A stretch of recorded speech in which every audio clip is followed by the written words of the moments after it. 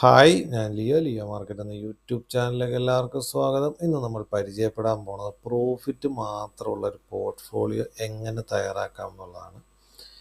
അപ്പോൾ ഇതിലേക്ക് കടക്കുന്നതിന് മുമ്പ് നിങ്ങൾ ചാനൽ സബ്സ്ക്രൈബ് ചെയ്യാത്തുണ്ടെങ്കിൽ ചാനൽ സബ്സ്ക്രൈബ് ചെയ്യുക, ലൈക്ക് ചെയ്യുക, ഷെയർ ചെയ്യുക. നിങ്ങളുടെ അഭിപ്രായങ്ങളൊക്കെ കമൻറ്റ് ബോക്സിൽ രേഖപ്പെടുത്തുക. ഇതൊരു ബയ്യേഴ്സ് അല്ല, റെക്കമെൻഡേഷനൊന്നും അല്ല, കമ്പനികളെ പരിചയപ്പെടുത്തുന്നു, പുതിയ രീതി പറയുന്നത് മാത്രമേ ഉള്ളൂ. അപ്പോൾ നമുക്ക് വീഡിയോയിലേക്ക് കിടക്കാം. അപ്പോൾ ഈ ഒരു സ്റ്റോക്ക് മാർക്കറ്റ് എന്ന് പറഞ്ഞാൽ വലിയൊരു ഇടവല്ലേ. ഭൂരിപക്ഷ ആൾക്കാർക്ക് നഷ്ടം വരുന്നു എന്നുള്ളൊരു കേൾക്കുന്ന നമ്മളൊരു മാർക്കറ്റാണ്. അപ്പോൾ ഈ കേൾക്കുന്നിടത്തുനിന്ന് വേണം നമ്മൾ എന്ത് ചെയ്യാൻ, പഠിച്ച് പ്രോഫിറ്റ് ഉണ്ടാക്കുക എന്നുള്ളത്. അപ്പോൾ ഈ പ്രോഫിറ്റ് ഉണ്ടാക്കണമെങ്കിൽ എന്ത് ചെയ്യണം, നന്നായിട്ട് പഠിക്കണം. അത് എങ്ങനെ പഠിക്കണം? സ്വന്തമായിട്ട് തന്നെ പഠിക്കണം. എന്നാൽ മാത്രമാണ് നമുക്ക് ഇതിൻ്റെ അകത്തൊരു വലിയ ലക്ഷ്യങ്ങൾ കീഴടക്കാനും ഈ ഒരു രീതിയിലേക്ക് നമുക്ക് ബിൽഡ് ചെയ്ത് കൊണ്ടുവരാനും പറ്റുള്ളൂ. അപ്പോൾ അതിൽ നമ്മുടെ ലക്ഷ്യങ്ങൾ വലുതായിരിക്കണം. അതുകൂടാണ്ട് എന്ത് ചെയ്യണം, നിരന്തരമായിട്ടുള്ള പഠനങ്ങളും വേണം അതിൻ്റെ പുറകെ.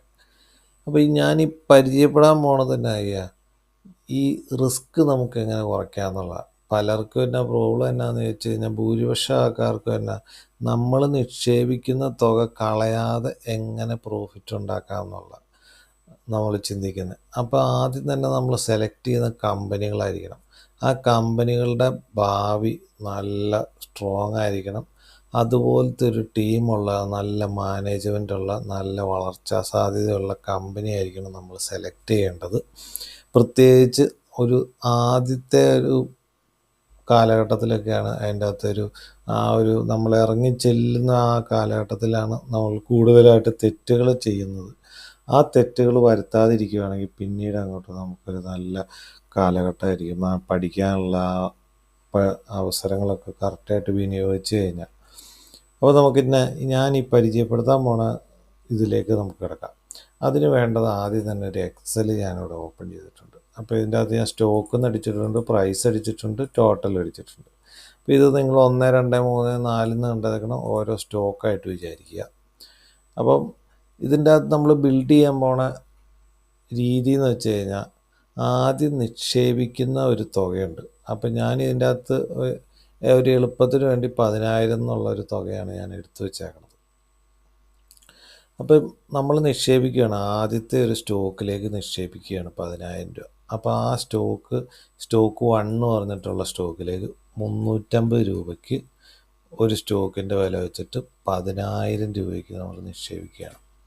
അപ്പോൾ ആദ്യത്തെ 10,000 നമ്മൾ നിക്ഷേപിച്ചു. അത് കഴിഞ്ഞിട്ട് ഇത് നമ്മളെങ്ങനെ, ഇപ്പം നമ്മുടെ മുതൽ അതിൻ്റെ അകത്ത് ഉണ്ട്. ഈ മുതലിനെ നമ്മൾ എന്ത് ചെയ്യാം, ഈ എമൗണ്ടിനെ നമുക്ക് 100% മുകളിലേക്ക് കൊണ്ടുവന്നാലാണ് നമുക്ക് എന്ത് ചെയ്യുക, ഒരു പ്രോഫിറ്റുള്ള പോർട്ട്ഫോളിയോ നമുക്ക് ബിൽഡ് ചെയ്യാൻ പറ്റുള്ളൂ. അതെങ്ങനെ തയ്യാറാക്കാം? അപ്പോൾ ആദ്യത്തെ സ്റ്റോക്ക് നമുക്ക് എന്ത് ചെയ്യാം, ഒരു 100% അല്ല വിചാരിക്കേണ്ടത്, 200% വിചാരിക്കണം. എന്നാലേ ഞാൻ ഈ പറയുന്ന രീതി നമുക്ക് എളുപ്പമായിട്ട് കിട്ടുള്ളൂ. അപ്പോൾ ആദ്യത്തെ ഇവിടെ എളുപ്പത്തിന് ഞാൻ അടിച്ചു വെക്കുന്നത്, ഇതിപ്പോൾ നമുക്ക് ആദ്യം ഒരു 10,000, ഇതിപ്പോൾ എത്രയായി, 10,000. ആ 10,000-ന് പ്രോഫിറ്റ് കിട്ടി. എത്ര, 10,000 രൂപ അവിടെ നമ്മുടെ പ്രോഫിറ്റ് ആയി. അപ്പോൾ ടോട്ടൽ എമൗണ്ട് എത്രയായി, 20,000 ആയി. അപ്പോൾ 100% പ്രോഫിറ്റായി. പിന്നെ അതിന് ഒരു 100% കൂടി കൂട്ടുക. അപ്പോൾ എത്രയായി, ടോട്ടൽ 200% പ്രോഫിറ്റ്. അപ്പം ഇങ്ങനത്തെ ഒരു സ്റ്റോക്കാണ് ആദ്യം കണ്ടുപിടിക്കേണ്ടത്. അപ്പം 200% മുകളിലേക്ക് വളരാൻ ചാൻസ് ഉള്ള ഒരു 10, 30, 40 കൊല്ലത്തേക്ക് വളർച്ചാ സാധ്യതയുള്ള അങ്ങനത്തെ ഒരു ടീമുള്ള, വളർച്ചാ സാധ്യതയുള്ള സ്റ്റോക്കായിരിക്കണം നമ്മൾ കണ്ടെത്തേണ്ടത്. അങ്ങനത്തെ നിരവധി സ്റ്റോക്കുകൾ നിലവിൽ നമുക്ക് ഇപ്പോഴത്തെ ഒരു കാലാവസ്ഥയിൽ നല്ലതായിട്ട് വളർച്ചാ സാധ്യതയുള്ള നിരവധി സ്റ്റോക്കുകളുണ്ട്. അത് പക്ഷേ പഠിക്കണം, അതിൻ്റെ ഫണ്ടമെൻ്റലായിട്ടുള്ളതൊക്കെ പഠിക്കുകയും ചെയ്യണം കേട്ടോ. അപ്പോൾ ഇതിൻ്റെ അകത്ത് ഈ ഒരു കേസിൽ തന്നെ നമ്മൾ ആദ്യം നിക്ഷേപിച്ചേക്കണ 10,000 രൂപ 350, ഇത് നമ്മുടെ മുതൽ, ഇത് രണ്ടും നമ്മുടെ പ്രോഫിറ്റ്. അപ്പോൾ നമുക്ക് ഇതിൻ്റെ അകത്ത് തന്നെ ഈ മുതലും ഒരു പോർഷൻ പ്രോഫിറ്റും നമ്മൾ എന്ത് ചെയ്യുക, ആ പോർഷൻ വിൽക്കുക. അപ്പോൾ നമുക്ക് തന്നെ ഒരു 10,000 അവിടെ നിർത്തുക, ബാക്കി 20,000 രൂപയുടെ ഇത് വിൽക്കുക. എന്നിട്ട് ആ ഒരു പോർഷൻ നമ്മുടെ മുതലായിട്ടുള്ളത് എന്തിനാ, വിഡ്രോ ചെയ്യണം. ബാക്കി 10,000 രൂപ എവിടെ നിർത്തുക? അവിടെ നിർത്തുക.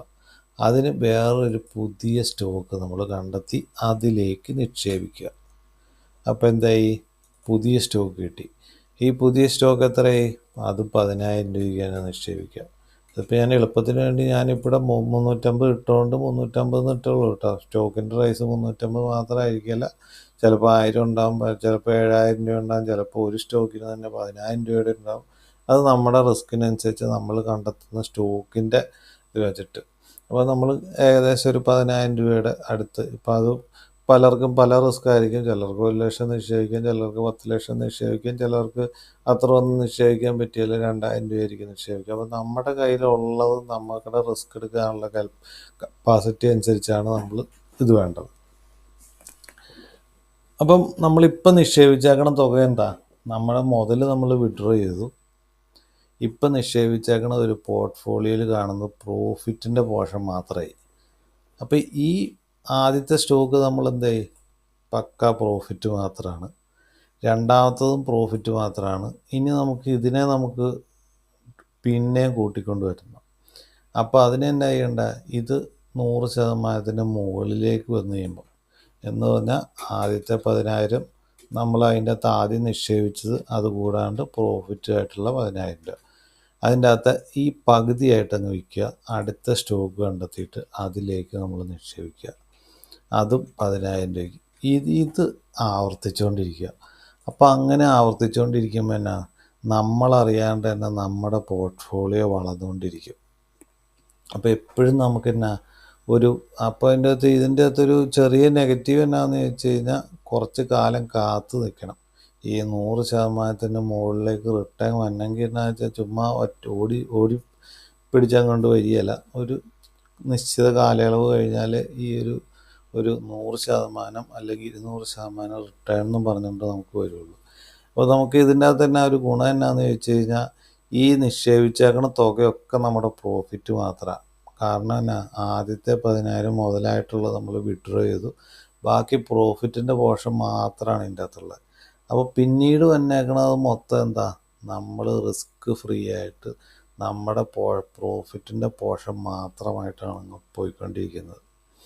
ഇതിൻ്റെ ഒരു പുറകിലുള്ളൊരു പ്രശ്നം എന്നാന്ന് ചോദിച്ചു കഴിഞ്ഞാൽ അടുത്തടുത്ത സ്റ്റോക്കുകൾ കണ്ടെത്തുക എന്നുള്ളതാണ്. അതിനെന്ത് ചെയ്യണം?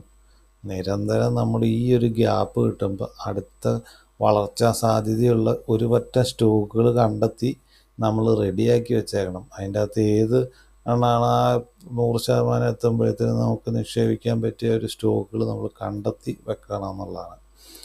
അങ്ങനെയാണ് ഈ ഒരു പ്രോഫിറ്റിൻ്റെ പോർഷൻ മാത്രമുള്ള പ്രോഫിറ്റ് മാത്രമായിട്ടുള്ളൊരു പോർട്ട്ഫോളിയോ നമുക്ക് ബിൽഡ് ചെയ്യാൻ പറ്റുക എന്നുള്ളതാണ്.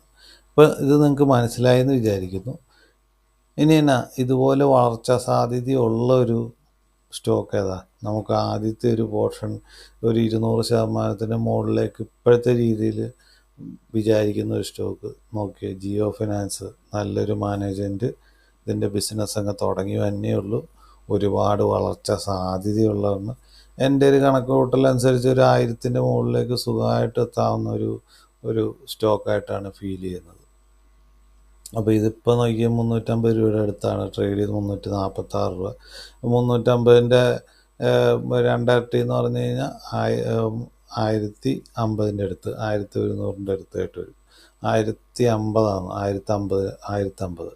അപ്പോൾ 1050 വരുമ്പോഴത്തേന് 200% പ്രോഫിറ്റ്. അപ്പോൾ ഇത് എന്തെന്നാലും അപ്പോൾ ഒരു നിശ്ചിത കാലയളവ് കാത്തിരിക്കണമെന്ന് മാത്രമേ ഉള്ളൂ. അപ്പോൾ ആ ഒരു പോർഷൻ റിസ്ക് കുറവ്, കാരണം നല്ലൊരു മാനേജ്മെൻ്റ് ഉണ്ട്. അങ്ങനെ നമുക്ക് ഇതുപോലെയുള്ളൊരു സ്റ്റോക്ക് കണ്ടെത്തുകയാണെങ്കിൽ നമുക്ക്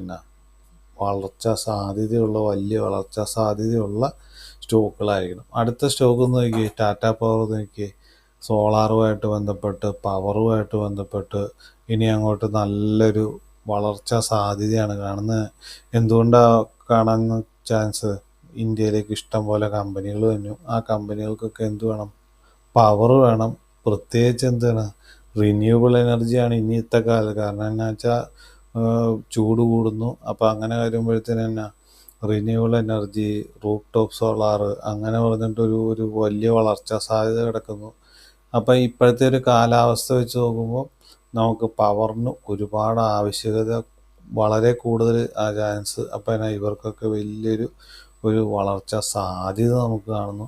അപ്പോൾ ഇതിനൊക്കെ വേണ്ട എന്താ, ആദ്യം തന്നെ നമുക്ക് വേണ്ട തന്നെ ഇതിന് വേണ്ട പുറകിൽ വേണ്ട പഠനങ്ങൾ അത് കൃത്യമായിട്ട് നടത്തി കഴിഞ്ഞാൽ ഇത് നിങ്ങൾക്ക് പിന്നെ അങ്ങോട്ട് റിസ്ക് ഫ്രീ ആയിട്ട് നമുക്ക് പോർട്ട്ഫോളിയോ ബിൽഡ് ചെയ്യാൻ പറ്റും എന്നുള്ളതാണ്. അപ്പോൾ പലരുടെ പേടി അങ്ങ് മാറിക്കിട്ടും. കാരണം നമ്മുടെ മുതലാണല്ലോ എങ്ങനെ അതിൻ്റെ അകത്ത് കിടക്കുന്നതെന്നുള്ളൊരു പേടി വരും. മറ്റേ ആ പ്രോഫിറ്റിൻ്റെ നമ്മുടെ മുതലങ്ങ് ഊരിക്കഴിഞ്ഞാൽ പിന്നെ പ്രോഫിറ്റാണല്ലോ കിടക്കുന്നത്. അത് മൊത്തം പ്രോഫിറ്റ് ആയി കഴിഞ്ഞാൽ പിന്നെ ആ പ്രശ്നമില്ലല്ലോ, പിന്നെ ആ ഒരു ടെൻഷൻ്റെ ആവശ്യമില്ലല്ലോ. അപ്പോൾ നമുക്ക് ഇച്ചിരി കൂളായിട്ടിരുന്ന് ചിന്തിക്കാനും അങ്ങനെ ചിന്തിക്കുമ്പോൾ എന്നാ നമുക്ക് ആ ഒരു ആത്മവിശ്വാസം നമ്മുടെ ജീവിതത്തിലുടനീളം നിലനിർത്താനും നമുക്ക് സാധിക്കുമെന്ന് പറഞ്ഞുകൊണ്ട് ഈ വീഡിയോ നിർത്തുന്നു. ഇതൊരു ബയ്യർ സെല്ലർ റെക്കമെൻഡേഷനൊന്നുമല്ല, കാര്യങ്ങൾ പറഞ്ഞു, കമ്പനികളെ പരിചയപ്പെടുത്തി ഈ രീതി പറഞ്ഞു എന്ന് മാത്രമേ ഉള്ളൂ. അപ്പം പുതിയ നല്ല വീഡിയോ ആയിട്ട് വരുന്നതിന് നന്ദി, നമസ്കാരം, താങ്ക് യു.